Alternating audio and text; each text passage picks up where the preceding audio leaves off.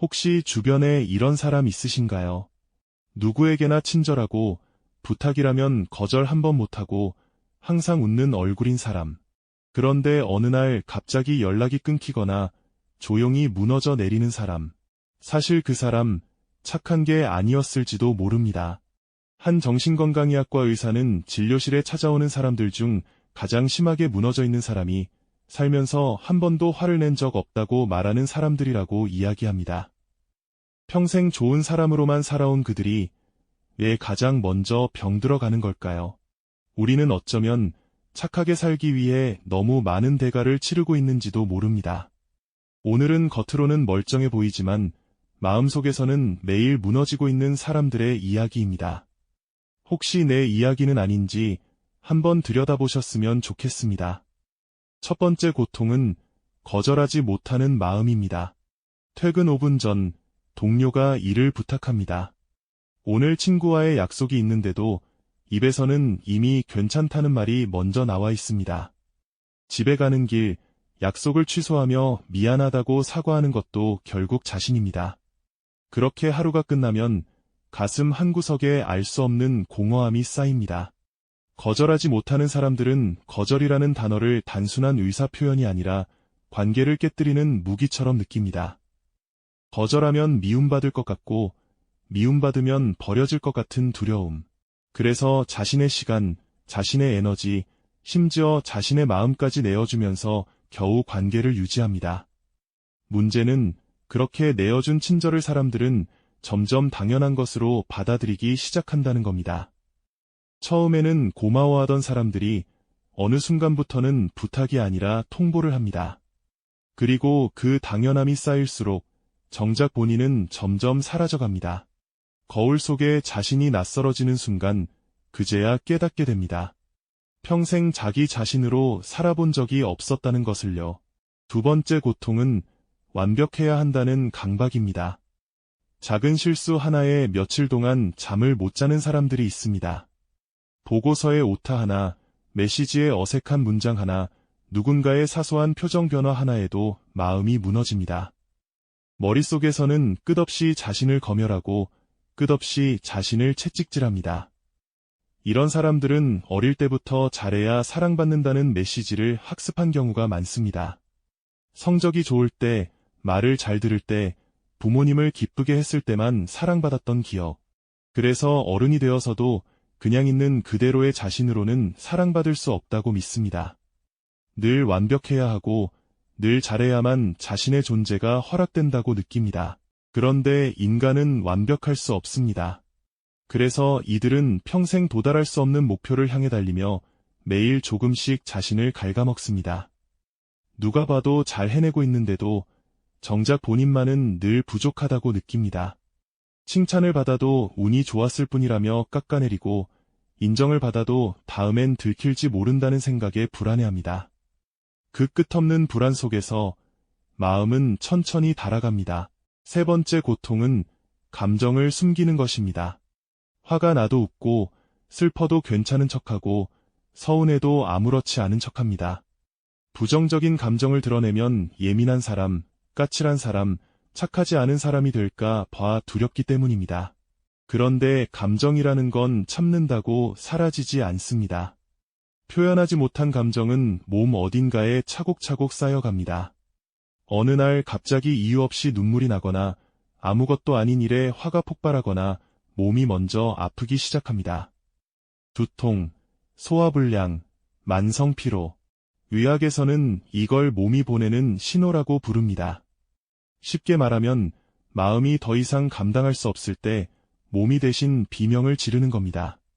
가장 슬픈 건 이런 사람들 곁에 있는 사람들조차 그들의 진짜 마음을 모른다는 사실입니다.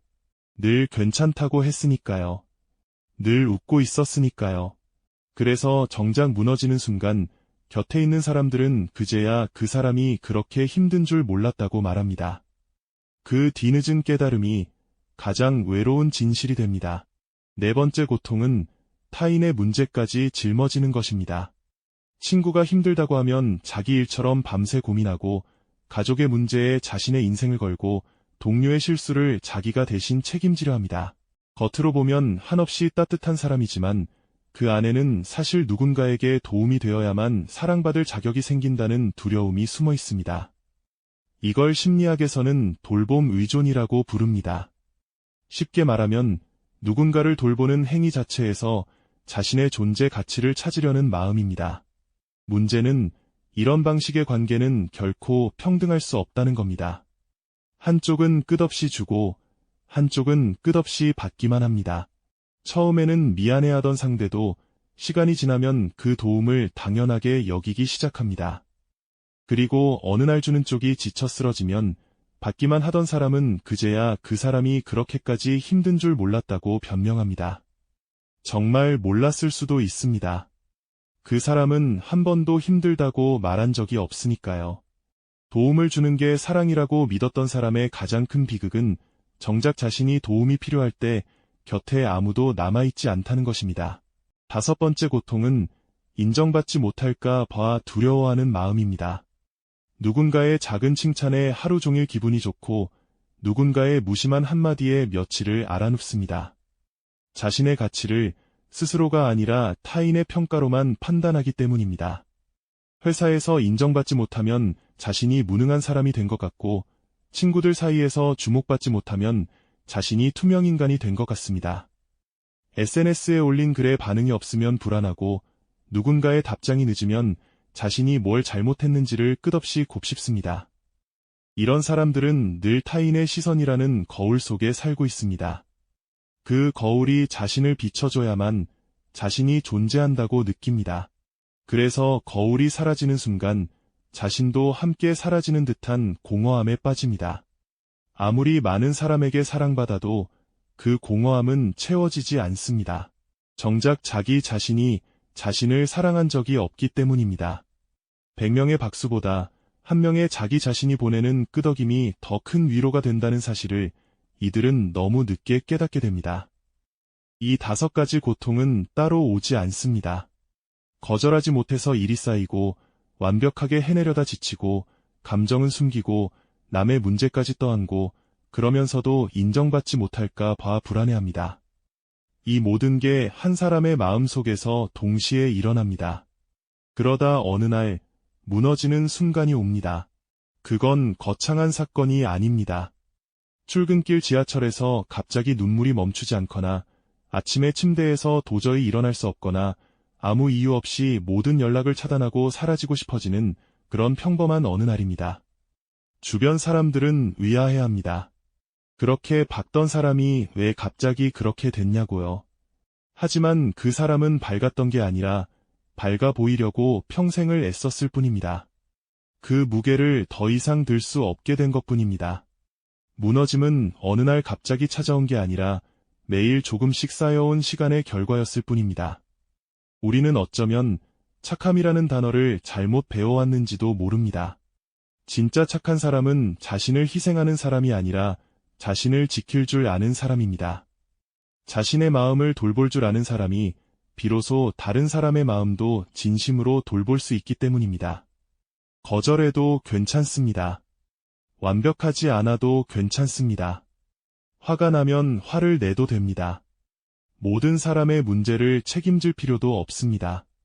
모두에게 인정받지 않아도 당신의 가치는 사라지지 않습니다.